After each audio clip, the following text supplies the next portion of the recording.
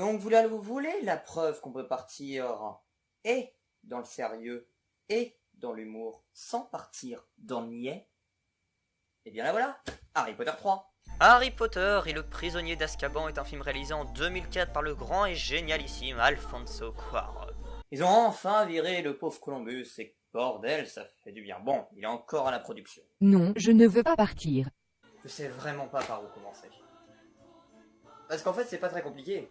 À chaque point où les deux premiers se foiraient, le troisième réussit. C'est aussi simple que ça. On peut faire tellement d'éloges, que ça soit sur son scénario, sur ses acteurs, sur sa musique, sur sa mise en scène, sur son développement et plein d'autres trucs. Tiens, parlons-en de la mise en scène. Je sais pas si je pourrais analyser ne serait-ce qu'un centième de la photographie d'Alfonso Cuarón. Chaque plan, chaque scène, chaque prise, chaque détail a été travaillé, c'est énorme. Surtout en successeur d'un réalisateur qui filmait tout pareil et de manière complètement banale. Commençons les éloges. Le film fonctionne un peu de la même manière que le Dark Knight. Hein? Je veux dire par là qu'un petit détail au début va devenir hyper important à la fin. Et que quand on fait attention aux détails, on se dit « Ah ouais quand même ». Exemple, l'utilisation formidable de la tour de l'horloge, au passage inexistant dans les livres. Au cas où vous ne l'aurez pas compris, c'est en relation avec le final autour du temps. C'est banal, sauf que vous pourrez en trouver des millions de trucs comme ça. Un autre, lors de la première partie du film, les charrettes passent devant un petit panneau indiquant d'un côté Poudlard et de l'autre côté Préolard. Qu'est-ce qu'on retrouve plus tard? Préolard et même les cabanes hurlantes qui va devenir le théâtre de pas mal de problèmes et d'événements importants dans le film. Un autre truc, vous avez le chevalier, qui a un rôle certes un peu plus important dans le livre, qui passe derrière un plan lors de la disparition de la grosse dame.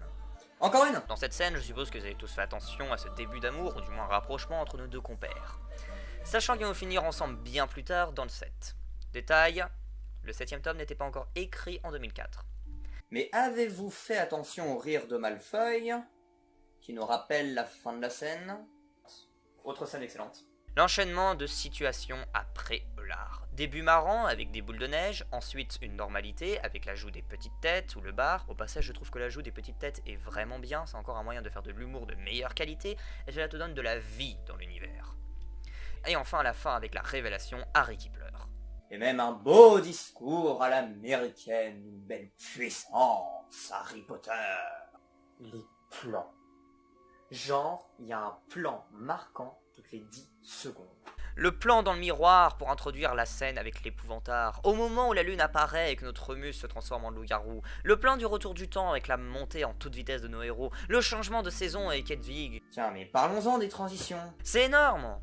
On n'est plus avec des trucs d'école de cinéma à la Columbus qui avait bien appris ses cours, mais avec de la vraie mise en scène. Exemple, la feuille de l'arbre qui se déplace au rythme de la caméra de la musique, le sol cogneur, c'est de la vraie réalisation, on sent le réalisateur. Et c'est ça aussi, le château, il vit. Les fantômes, la chorale, les habits, tout, etc. Tout n'est plus tout beau, tout propre, c'est la vie. On le sent les 1000 ans derrière ce château. On le sent aussi que nous fréquentons des ados avec des moments heureux ou pas d'adolescents. Ah et puis, pour moi, à chaque fois que tu parles de fermer une porte, je pense à ça.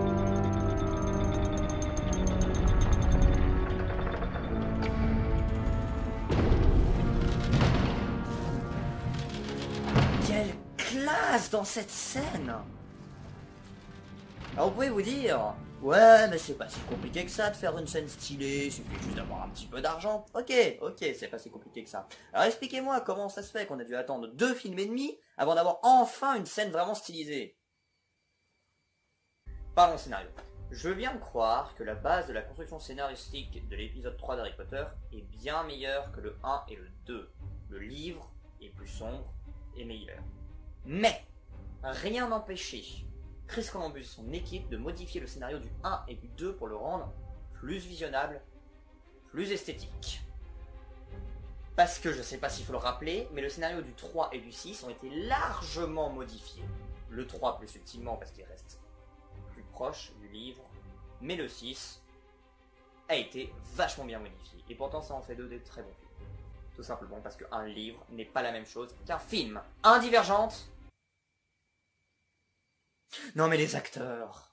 Rien que la première réplique de Dumbledore nous montre à quel point c'était important de le changer. Même si c'est vrai que c'était pas trop voulu à la base, je sais pas s'il faut rappeler que l'acteur qui jouait Dumbledore dans le 1 et le 2 est mort entre le 2 et le 1. Ah oui, pour ceux qui n'ont pas vraiment compris le discours de Dumbledore, c'est de la subtilité, ou du moins on fait appel à votre imagination. Ok, quelque chose qu'on a vraiment du mal dans ce genre de film. qui est assez rare, et c'est ce que les gens ont globalement reproché à Star Wars 7. Et Gary Oldman dans son rôle de Sirius Black. Et on va faire un enchaînement avec cette scène, le final. Je pense que je pourrais passer 1 heure à l'analyser tellement que cette scène est excellente. Même les effets spéciaux sont bons, même le cri d'Hermione est plus potable. D'abord, première partie. La cabane hurlante. Sirius qui apparaît derrière une porte, accompagné de son énorme folie et de Remus, qui lui aussi parfait, tout comme petit gros, rien à dire. Et même pour Rogue, encore moins, les performances d'acteurs sont juste énormes. L'utilisation du décor aussi, le piano, le lit à baldaquin, la porte, etc. Vraiment, un truc que j'adore dans ce film, c'est vraiment l'utilisation des décors. Parce que tu peux me dire dans chaque scène quel objet était en décoration. Pourquoi? Parce que les objets et les décors sont pas utilisés seulement pour décorer, entre guillemets. Alfonso Cuarón joue avec les décors, il les fait venir et sortir de la scène, il se fait balader sa caméra dedans, ce qui rend tout de suite une autre importance à l'architecture, aux objets, etc. Les exemples sont multiples, mais en simple exemple, la tour de l'horloge. L'utilisation énorme que nous fait Alfonso Cuarón de la tour de l'horloge, c'est excellent. Enfin bon, revenons à notre scène, et à sa suite, j'ai parlé du dénouement scénaristique. Alors c'est un point où je risque de revenir un peu plus souvent dans la saga Harry Potter, parce qu'ils ont vraiment eu du mal dans cette foutue saga. Normalement, c'est un truc où t'es collé au siège, littéralement. Tu comprends tous les mystères qui s'est passé dans le film, et c'est tellement plus stylé quand ça se présente sous forme d'un dialogue ou d'un monologue. Enfin, c'est quelque chose de puissant. Vous avez des exemples de développement scénaristique absolument excellents? Snowpiercer! Le développement est énorme. Malheureusement, très souvent dans la saga Harry Potter, ce qui va se passer, c'est que les scénaristes vont aller trop vite. Ils prennent pas le temps. Dans les livres, ça se représentait sous forme d'un long chapitre, très souvent marquant. Dans les films, c'est plus un C'est lui le méchant! rapide et pas du tout marquant. Sauf là. Les dialogues s'enchaînent, ils sont naturels, les acteurs énormes. Même Harry, même Hermione, mes paroles. Il n'y a pas de forcing d'aller vite. Et t'es devant la scène, t'es en mode ah ouais quand même. Et puis c'est admirablement bien mis en scène. La lumière, la caméra, la musique. Ensuite ils sortent. Donc là ça se calme. D'un côté il y a Roy et Hermione tranquillement en train de délirer sur la jambe de Ron. Oui, car c'est possible d'introduire subtilement de l'humour, même dans une scène sombre. Hein, Columbus? Subtilement, j'ai dit. Et de l'autre, Sirius, toujours excellent, proposant à Harry de venir chez lui, s'émerveillant devant la beauté du château. J'avais envie de lui murmurer au creux de son oreille qu'il faudrait qu'il en profite parce que après dans la saga, David Yates il va couper toutes les lumières et ça va être du noir, que du noir, que du noir. Plus rien. Ensuite le loup-garou, la scène merveilleusement bien tournée, les lumières, même la musique, les détraqueurs, le retour temporel, même si je trouve un poil moins réussi. Enfin quand même, bravo. L'humour lui-même est bien mieux placé, bien plus subtil. C'est entre deux scènes, un détail ou pas, c'est tout de suite plus potable. J'ai envie de dire que j'ai rigolé devant les scènes, pas comme Columbus où au mieux ça me faisait rien, au pire me détruisait de l'intérieur tellement que c'était pathétique, mal joué et que ça me faisait pitié. Bon tout de même, il y en a encore quelques-unes à la Columbus, perso ça ne me gêne pas car je les oublie, mais il faut bien récupérer du travail de ses prédécesseurs, et faut pas oublier qu'on est encore qu'au début de la saga, sachant qu'on parle quand même du réalisateur des Fils de l'Homme, un très bon film au passage. Si Cuarón avait duré un peu plus longtemps, je pense qu'on aurait eu un véritable final de saga, pas un truc rabougri. Pardon, ne spoilons pas la fin de la critique. Encore quelques petits détails. L'utilisation des sorts est bien mieux foutue et bien plus vif. Est-ce que je suis vraiment obligé d'expliquer et de démontrer que c'est plus stylé de faire Expelliarmus que de faire Expelliarmus? Ah oui, autre petit détail, les acteurs sont quand même bien mieux habillés. Je suis désolé, dans le deuxième film, t'avais surtout l'impression qu'ils s'étaient trompés de taille entre du XXL et du 10 ans. Genre, ils étaient pas au courant de la taille des acteurs quand ils ont commencé à choisir les vêtements. Alors, il y a quand même quelques défauts, notamment le gros problème de Poudlard et de ses changements de décor. Parce que c'est quand même rageant quand après t'essayes de reproduire le château de Poudlard d'une quelconque autre manière. C'est quasi impossible à faire. Et croyez-moi, je sais de quoi je parle. À ce qu'on dit, ce serait des changements de lieu de tournage. Les décors auraient changé. La Warner n'est pas capable de faire signer un contrat de 8 films. Non, c'est pas possible. Non, trop cher sans doute. Je comprends hein, de être en déficit budgétaire. Et puis la flemme de faire certaines scènes, notamment le sauvetage de Black quand même. T'as 3 plans pour résumer ce sauvetage. Et puis, t'as vraiment l'impression qu'à la fin, genre ils se sont dit, allez, vite, on se dépêche, mince, comment on fait pour l'éclair de feu? On l'a oublié, vite, on le met à la fin, on met à la fin du film. Et comment on fait? On dit que Harry et Hermione perdent leurs souvenirs du voyage du temps? Ouais, parce que comme ça, on casse toute la fin et c'est bien. Bonne idée. Ah oui, il y a un autre truc, sérieusement là les gars, la texture du loup-garou. C'est vrai. Ah bah non, c'est pas fini, il reste la musique. Alors que j'avais littéralement assassiné John Williams dans les 2 premiers films, et là je l'adore. On sent tellement qu'il est beaucoup plus dans son environnement. Il a abandonné ce thème des méchants qui est à la fois dommage, il perd le semblant de continuité entre les films.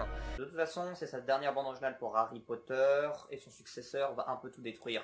Donc si on veut parler de continuité, qu'on aille cordialement se faire foutre. Mais c'est bien car maintenant c'est un peu plus subtil. Par exemple, un thème normalement heureux, Double Trouble, est aussi utilisé dans des scènes pas forcément heureuses. Un petit peu de subtilité, ça fait du bien.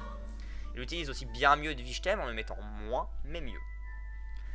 Et avoir fait une valse sur la scène du début est un exemple pour essayer de faire correctement de l'humour. C'est quand même vachement plus original que de mettre des petites clochettes niaises de partout. Hein. On sent aussi le mélange entre les mauvais moments et les bons moments. Dans tous les films Harry Potter, sauf peut-être le premier, on a constamment ce mélange. Un coup c'est heureux, on est chez des ados avec des problèmes d'ados, et un autre coup tout va mal, c'est la fin du monde, et ils sont plongés dans des gros problèmes qui les dépassent largement. C'est un des rares points qui a été gardé par tous les réalisateurs de la saga. Et c'est un très très bon mélange. Ce qui est cool, c'est qu'en plus de la voir dans la mise en scène de Quaron, par exemple la scène de Préolard ou la fin avec les loups-garous, on retrouve cette dualité dans l'album. Regardez cette évolution. Au début, nous avons un coup un morceau heureux, un coup un morceau triste, puis plus on avance, plus on se retrouve dans le sombre, le glauque. Il y a aussi une instrumentation enfin plus intéressante. Globalement, on y retrouve des sonorités médiévales, tout en mélangeant avec un style beaucoup plus actuel de travail sur l'instrumentation, ou l'utilisation détournée d'instruments, ou même d'orchestre en entier. On retrouve aussi enfin du vrai John Williams, comme au niveau des percussions dans Buckbeak Flag, pardonnez mon accent, ou We're the Lost Scene. Cette dernière comporte aussi une très intéressante ligne de cuivre, tout comme Quidditch Third Year, qui est encore plus intéressante vu que c'est un même thème repris par plusieurs familles d'instruments. De la musique classique en soi. On a aussi le très très beau thème de Widow to the Past. Enfin bref, une bande originale excellente et je serais pas étonné qu'un jour une vidéo consacrée à elle apparaisse sur la chaîne.